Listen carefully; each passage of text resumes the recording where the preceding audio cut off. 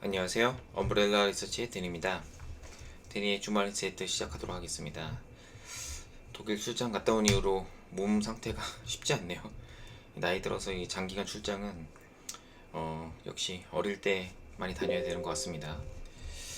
데니의 주말 인사이트 2023년 벌써 4월이죠. 벌써 1분기가 끝났습니다. 1분기 때 어떠셨는지 모르겠지만 사람마다 차이가 굉장히 있는 것 같아요. 시장 아이디어를 말씀드리면 일단 매크로 펀드 플로우부터 좀 보겠습니다.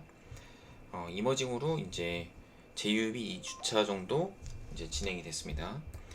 한국 같은 경우에는 뭐 지난주에 많이 들어오진 않았어요. 많이 들어오진 않았는데 이제 중국 같은 경우에 2주 연속 좀 많이 들어왔죠.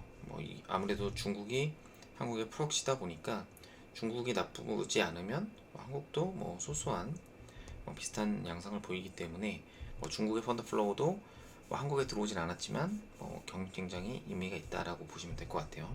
그래서 이머징 쪽으로 일단은 전반적으로 계속 꾸준히 들어오고 있습니다.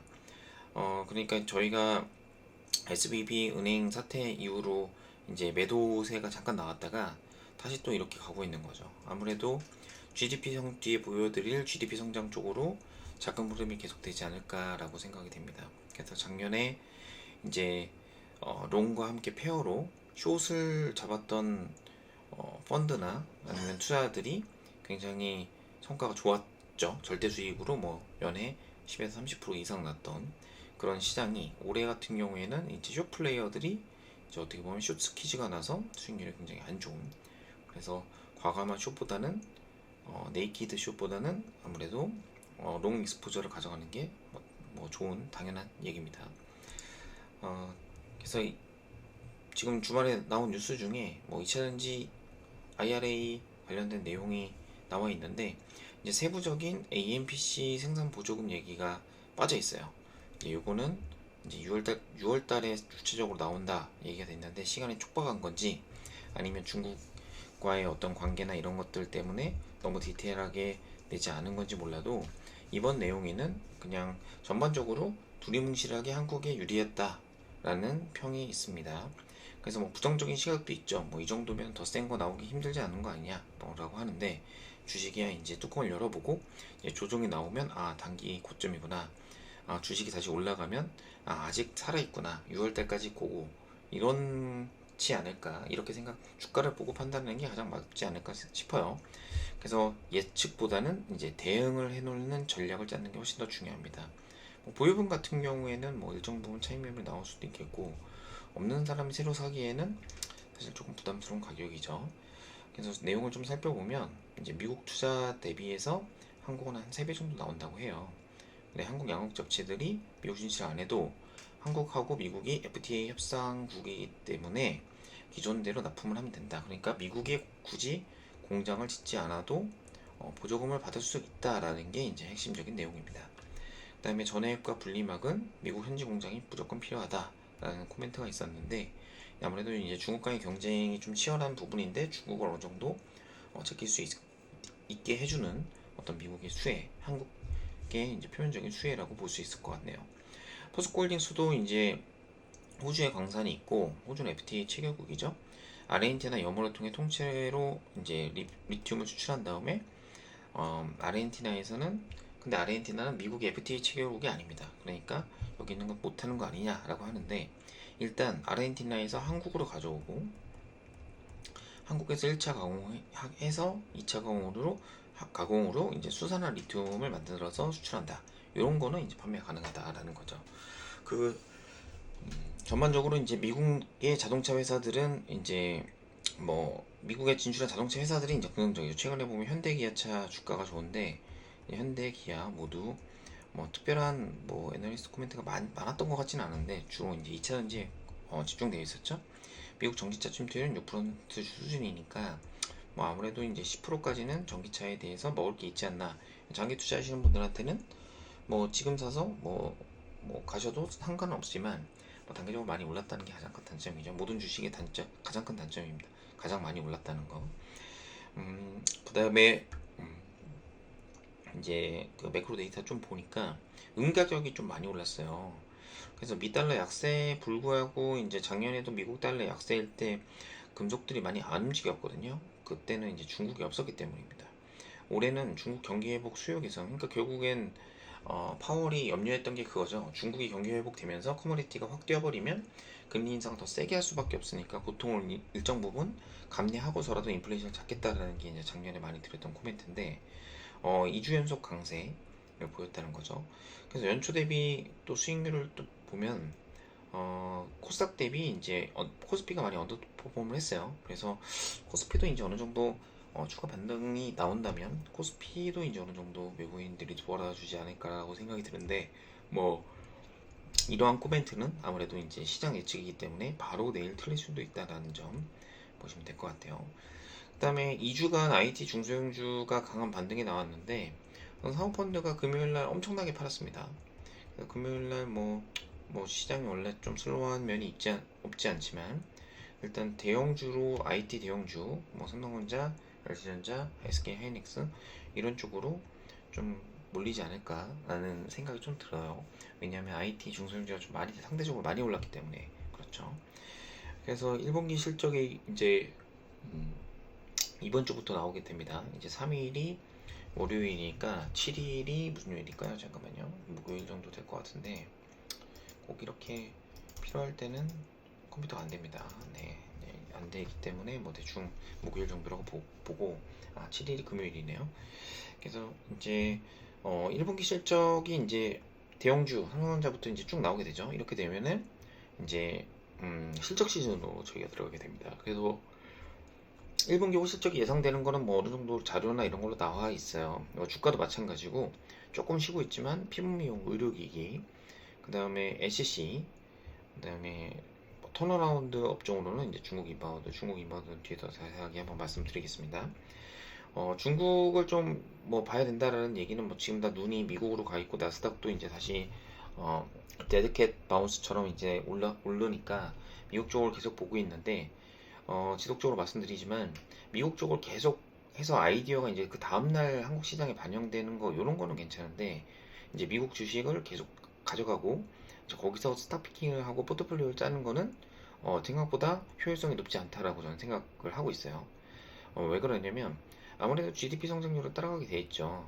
그 미국 대비해서 이제 한국을 보면 한국이 그래도 상위권 수익률을 이제 성장률을 좀 보일 예정이고 2023년, 24년 중국도 성장률이 작긴 하지만 그래도 5% 정도는 이제 어느 정도 유지를 하고 있습니다. 하루 종일 주식을 봤더니 이제 이 시간 되니까 이제 이 나이에 피곤하네요. 인도, 터키가 오히려 상승률 상이라는 점, GDP 성장률이죠. 그래서 지금 보면 당연히 유럽, 그다음에 프랑스, 이탈리아 다 하위권이고요. 거의 1% 미만입니다. 심지어는 미국도 뭐 1.5% 정도니까 23년도에서 24년도 넘어가면 꺾여요. 성장률이. 그러니까 결국엔 글로벌로 봤을 때 2.6에서 2.9% 성장을 할 때 여기서 이머징 국가가 아무래도 올해는 좀 유리하다라는 게 이제 주식 투자 관점에서는 꼭 명심해야 될 부분이라고 생각합니다. 그 다음에 중국 아웃바운드 재개. 이제 중국이 아웃바운드면 한국으로 보면 인바운드죠. 그래서 인바운드 말씀을 좀 드릴 텐데 중국인의 1인당 지출 경비는 15년도에 2,300달러에서 21년도 4,170달러로 매년 상승했어요. 그래서 20년, 21년 데이터는 사실은 중국의 아웃바운드나 뭐 인바운드 데이터 몇 개 빼고는 별로 없죠. 중국인들이 거의 뭐 700만, 600만, 700만 정도가 들어왔었는데 이제 코로나 기간에는 한국 입국자 수 감소에도 불구하고 평균 지출 경비가 상승했다라는 게 결국엔 돈을 쓰는 사람 평균 구매 단가 ASP는 키워드는 중국인이다. 이게 좀 중요할 것 같아요. 근데 22년도에 중국 락다운 이후에 저희가 눌렸던 소비 심리, 그러니까 평소에 저희가 못 사고 있다가 집에 갇히니까 IT 기기를 많이 샀던 것처럼 이제 갇혀 있다가 나오면 여행을 많이 가게 되죠. 한국도 그래서 호텔이나 뭐 제주도가 특히 그때 많이 뛰었었던 기억이 나는데 뭐 중국도 이제 아웃바운드 가고 싶은 나라가 얼마나 많겠습니까? 가장 좋은 나라가 이제 태국, 일본을 선호하고 한국, 말레이시아, 싱가포르 이런 국가들을 선호한다고 해요. 한국도 항상 탑3나 탑5 안에는 들어갔었죠. 2023년 2월부터 중국인 입국자 끼가 월별로 4.5만 명 크게 증가했습니다. 사실 월별로 4.5만 명이면 굉장히 작은 숫자긴 해요. 왜냐면 연간으로 많이 들어왔을 때가 600만 정도 들어왔기 때문에 거의 50만 정도 들어왔죠. 그럼 10분의 1 토막 난 거예요. 근데 이것도 크게 증가라고 하는 거 보면 2만 명에서 4.5만 명으로 크게 증가한 거기 때문에 데이터를 좀 보고 말씀을 드리겠습니다.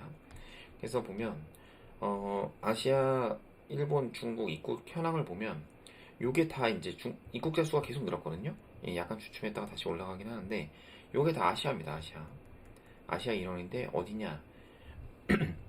베트남, 필리핀 뭐 이런데요. 아무래도 그 요즘에 그 음식점이나 이런 데 가면 그 동남아시아 분들 노동자들이 되게 많으신 것 같은데 그런 분들 수요일 수도 있어요. 뭐 관광객일 수도 있고 어찌됐든 중국만 놓고 봅시다. 중국을 보면 작년도에 코로나 이제 저희는 코로나가 이제 거의 끝나가는 시점에 2022년도를 보면 이렇게 보니까 별로 티가 안 나네요. 이렇게 볼까요?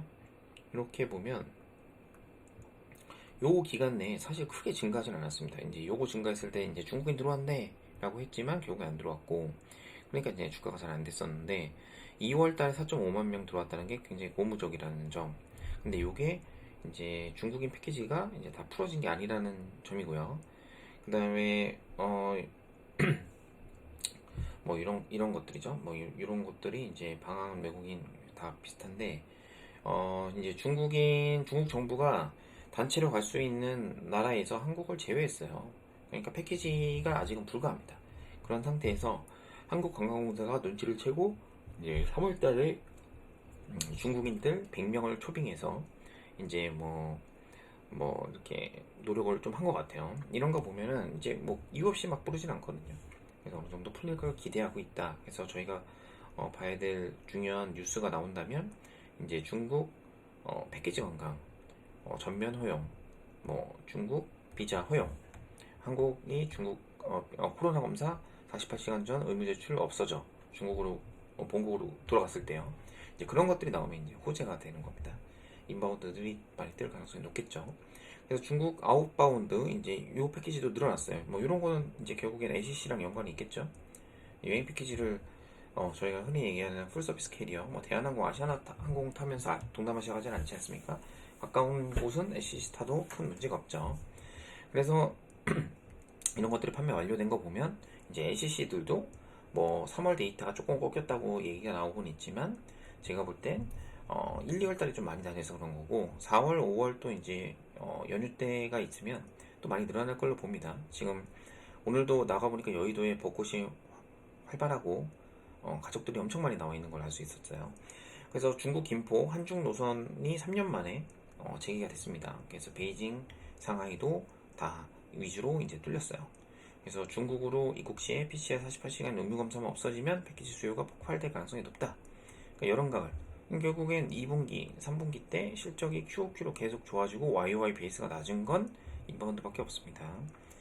그래서 오랜만에 이런 큰 트렌드가 좀 눈에 보여서 이제 말씀을 드리고 이게 계속 이런 주식들이 박스권 하고 이제 너무 들어오면 지겹죠. 이제 거의 뭐 저희가 코로나 기간 내내 인바운드 수요 회복된다 이 얘기를 많이 했었는데 결국엔 중국이 작년에 갇혔다가 올해 좋아지는 컨셉이 가장 중요한 겁니다. 근데 윤석열 정부도 보면은 중국인 무비자 환승 입국 5월부터 허용 기로가 있거든요. 그러니까 환승 입국하는 거는 우리가 무비자를 받겠다. 뭐 싱가포르나 이런데 많이 가는데 있다가 여기 놀러 오세요. 이런 거죠. 그래서 다시 또 이렇게 꺼내든 중국 인바운드 사골의 국물처럼 계속 우려내려고 하는데요. 왜냐하면 여기 이렇게 올랐기 때문이죠. 이제 요거를 이제 뚫고 올라가면 이제 다른 영역으로 또 가는 겁니다. 이게 여기서 이렇게 올라가게 되면 이제 트렌드가 바뀌었다라고 하는 거죠. 글씨로 이렇게 못 쓰죠. 네. 이런 종목들 뭐 이렇게 4개 종목대로 하고 있는데 인바운드 관련된 글로벌텍스 프리가 리포트도 나왔지만 단기에 많이 올랐습니다. 그래서 저희가 뭐 컨트롤 수급 모델 이런 것도 좀 보내드리고 했었죠. 자료 나오기 전에. 네, 눈치껏 빨리빨리. 그게 그냥 올리는 게 아닙니다. 일단 중국 인바운드에서 말씀을 드렸고, 뭐 실적 시즌이 나오면 당연히 뭐 의료기기, 원택이나 뭐 이런 실적이 이미 알려진 의료기기 업종으로 다시 또 펀더들은 플레이할 수밖에 없겠죠. 그래서 이런 것들을 좀 손침해 놓고 실적 얘기가 나오면 그때 파는 전략으로 가는 것이 이제 절대 수익에 도움이 될 것 같습니다. 주간 수익률 상위 종목군 트렌드를 한번 읽어보면 반도체 소재로 이제 뉴스가 나왔던 신규로 반도체 소재에 진출한다. 그 특수가스죠. 반도체 특수가스로 진출한다. 특수가스가 여러 가지가 있습니다. 그래서 제가 얼마 전에 올려드린 JI테크랑은 좀 다른 영역, BGF 에코 머티리얼즈가 이제 나왔고, 그 다음에 바이오에서는 유일하게 삼천당 제약이 나왔고요. 뭐 포스코 홀딩스 덕분인가요? 포스코 스틸리, 이게 옛날에 포스코 뭐였죠? 강판인가? 하여튼 뭐 그런 종목이었는데, 뭐 이런 것들이 철강주들이 좀 튀고, 시멘트, 성신양해 이런 것들이 나왔어요. 물론 대주주가 사셨다는 내용이 있지만 오늘 사마시멘트 리포트도 나왔으니까 그런 내용은 제가 좀 읽어보시면 될 것 같습니다. 반도체 소재 애들이 많이 사라졌어요. IT 업종이 많이 사라져서 차익 실험이 많이 나왔다. 그래서 삼성 디스플레이 윤통이 방문한대, 윤통께서 방문하신대 이러면서 막 호재가 나왔을 때가 아마 단기 또 변곡점이 나오지 않을까 싶어요. 그래서 제가 오히려 IT 대형주가 좀 마음 편하다 이런 말씀을 드리고, 그 다음에 이제 기아차, 현대차, 기아차 이런 것들이 움직이면서 서현이와 금호타이어 이런 것들 자동차 부품주들이 결국엔 미국 내 EV 쪽 관련된 수혜 이런 것들이 나오면서 이제 금호타이어들이 좀 보이기 시작했습니다. 주간으로 움직였다는 거. 그 다음에 뭐 말씀은 못 드렸지만 이제 TKG, 슈캠스, 탄소 배출권 이런 것들도 올랐다. 그런 화학 업종 이런 것들에 이제 뭐 저희가 순수 퓨어 시크리컬들도 최근에 좀 오르고 있긴 합니다. 대한유화, 롯데케미칼 제이님이 얘기를 하고 계시고, 뭐 이런 성장주 말고도 시크리컬 쪽으로도 단기 스위칭이 조금 있지 않을까. 왜냐면 시가총액 상위 코스피 대형주들이 이제 시크리컬이 많죠. 아직도 한국엔. 그래서 여러 가지 내용들이 나와 있고, 컨트롤 주간읽기 시장 요약을 하면 이미 채널의 유료 구독자분들은 설명을 세세하게 올려놨기 때문에 궁금한 거 있으시면 말씀 주시면 될 것 같고요. 그 다음에 요거 다우가 이제 혼자 못 올랐죠. 이제 코스피 코스닥이 믿기 힘들지만 3개월 신고가입니다. 거의 신고가죠. 거의 신고가. 그러면 이제 나스닥도 어느 정도 한국 대비해서 연초 대비 상승률을 메이크업을 했고, 그러면 이제 오를 거는 이제 다우 산업.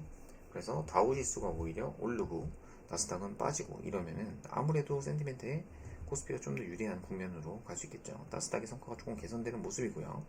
연초 대비 수익률을 보면은 이제 코스피 순위가 좀 상승했어요. 그래서 지난번보다 코스피 순위가 좀 상승하고 있는데, 필라델피아, 코스닥, 나스닥 이런 거는 이제 어떻게 보면 IT 업종에 익스포저가 많이 되어 있는 애들인데, 대만도 마찬가지고 코스피 역시도 마찬가지입니다. 3점만 오르면 코스피도 오를 수 있겠죠. 그래서 삼성전자 실적 발표가 되게 중요하다라고 생각을 하고 있어요. 그 다음에 하이닉스, 그 다음에 바이오 뭐 이런 것들을 바라보는 건데, 이제 이렇게 3중 바닥 찍고 다시 올라가는 모습인데, 뭐 여기서 더 올라갈 수 있다 없다를 떠나서 어느 정도 저희가 반도체는 지금부터라도 조금 더 관심을 둬야 될 것 같긴 합니다. 그 반도체 거래 비중을 보면 전체 코스피 대비해서 그 반도체가 꾸준히 최근 이틀 동안 들어왔다는 걸 볼 수 있어요. 그래서 뭐 이렇게 연동되는 경우도 있고 이렇게 안 되는 경우도 있지만 전반적으로 이렇게 그러니까 패시브 자금이 계속 들어오고 있다라고 보시면 될 것 같고, 이제 하이닉스보다는, 하이닉스는 외국인들이 뭐 작년 10월부터 샀다가 이제 안 오르니까 파는 건지, 이제 삼성전자가 조금 더 수급적으로는 외국인들이 선호하고 있다라는 점을 좀 말씀드리고 싶어요. 그 다음에 외국인 순매수가 2주 연속으로 돌아섰습니다. 그 다음에 고퍼스도 개인들이 세게 샀죠. 지수가 빠질 가능성이 높지 않다 라고 보시면 될 것 같고, 그 다음에 외국인의 주간 순매수가 되게 중요한데, 지금 외국인이 코스피를 순매수액을 좀 늘리고 있어요. 그 다음에 코스닥은 강하게 팔고 있습니다. 그래서 코스닥 지수가 많이 올랐음에도 불구하고 포트폴리오 상은 아무래도 코스피 대형주가 단기적으로 좀 유리하지 않겠나라는 생각을 좀 하고 있어요. 그 다음에 주가지수 선물을 보면은 뭐 이렇게 진짜 끌어올 했거든요. 끌어올 계속 보합권으로 있다가 쭉 뺐다가 쫙 이렇게 올려서 이제 뭐 여기 더 위로 올라간다 라기보다는 그냥 레벨 다운 되어 있는 요 정도에서 그냥 다시 올라섰다, 그러니까 지수의 하락을 기대하고 투자하진 않고 있다 라고 보시면 될 것 같고, 코스닥이 좀 신기하죠. 코스닥이 이제 다이버전스가 생겼습니다. 다이버전스. 네. 왜냐면 코스닥 지수랑 이제 외국인들은 이렇게 팔았어요. 외국인들이 이렇게 팔았는데 지수는 버티고 있다. 이게 다 누가 버틴 거죠? 개인이 사서 버틴 거죠. 2차전지 때문인 것 같고요. 그다음에 삼성전자 개인 누적 순매수를 보면 이제 전자의 강세를 조금 예상하는 이유는 이제 개인들이 이렇게 팔고 있다. 개인들이 이렇게 버티다 이렇게 팔고 있다. 개인들이 이렇게 팔면 전자가 이렇게 올라는. 네. 왜냐면 기관하고 외국인은 같은 방향으로 움직일 가능성이 높거든요. 그러니까 아무래도 반대편에 개인 순매수로 볼 수밖에 없는 겁니다. 네. 그래서 어느 정도 삼성전자 아웃퍼폼 구간으로 들어간 게 아니냐 생각이 들고요. 코스피 대형주 보면은 원달러 환율이 이제 이렇게 소폭 하향 조정, 강세로 가고 있습니다. 강세로 가니까 어때요? 대형주 지수가 생각보다 올라요. 예, 그러니까 저희가 뭐지? 대형주보다는 2차전지 이런 것들이 많이 올랐던 것 같은데 일단 달러 약세 지속이고요. 호주 달러도 큰 변동 없고 특징적인 건 이제 가격이 세게 올랐다. 중국 수요 때문에. 그 다음에 CLB 인덱스도 뭐 이렇게 뚫으면 이제 완전 시크릿컬 장으로 가는 건데 뭐 아직까지는 바닥에서 올라오고 있다. 스물스물. 그 다음에 원자력 지수, 그 다음 윈드 다 오르고 있다. 신재생 아마 IRA 때문이 아닐까 싶어요. 근데 사모펀드는 IRA 나오기 전에 이제 풍력을 많이 줄이는 모습이었습니다. 외국인 제약바이오 추이를 좀 보면 이제 사실 이렇게 가다가 최근에 이렇게 올랐거든요. 셀트린 올랐다가 손흥민 회장 취임하자마자 바로 빠졌어요. 외국인들도 뭐 K세론 이런 것들을 보고 있는 건지 어찌됐든 바이오 업종대 셀트리온 이런 것들이 제가 독일 출장 간 사이에 굉장히 셌는데 지금 제가 볼 때는 뭐 그렇게 지속성이 높아 보진 않는다. 퀀트로 보면. 그 다음에 코스피 RSI는 62.2%로 전주 대비해서 좀 좋아졌죠, 분위기가. 네. 그 다음에 코스닥은 오히려 약간 주춤하는 모습이라서 RSI랑 상으로 봐도 이제 코스피가 조금 유리하다. 다 퀀트가 얘기해주는 시장 얘기입니다. 일단 이게 한 주 쉬니까 계속 쉬고 싶다는 생각이 계속 드는데 요즘에 뭐 종목 싸움이나 이런 것들도 너무 이렇게 빨리빨리 움직이기 때문에 사실 뭐 퀄리티 있는 분석보다는 뭐 짧은 스팟 뭐 세 줄 포인트 이런 것들 뿌리는 게 훨씬 더 여행력이 좋은 것 같긴 해요. 하지만 그래도 뭐 제 스타일대로 계속 이렇게 하겠다는 의지를 다시 한번 말씀드리도록 하겠습니다. 이상 엄브렐라 리서치의 데인이었습니다. 엄브렐라 리서치는 앱을 통해서 유료 구독자들한테만 이제 컨텐츠를 제공하는데 대상자는 이제 주식 초보나 뭐 이런 분들 말고는 중급자에서 고급자, 뭐 뉴스 하나를 보내도 금방 이해가 가실 분들, 이런 트레이닝이 필요하신 분들은 한번 체험을 해보시는 것도 괜찮은 것 같습니다. 이상 엄브렐라 리서치의 데니였습니다. 감사합니다.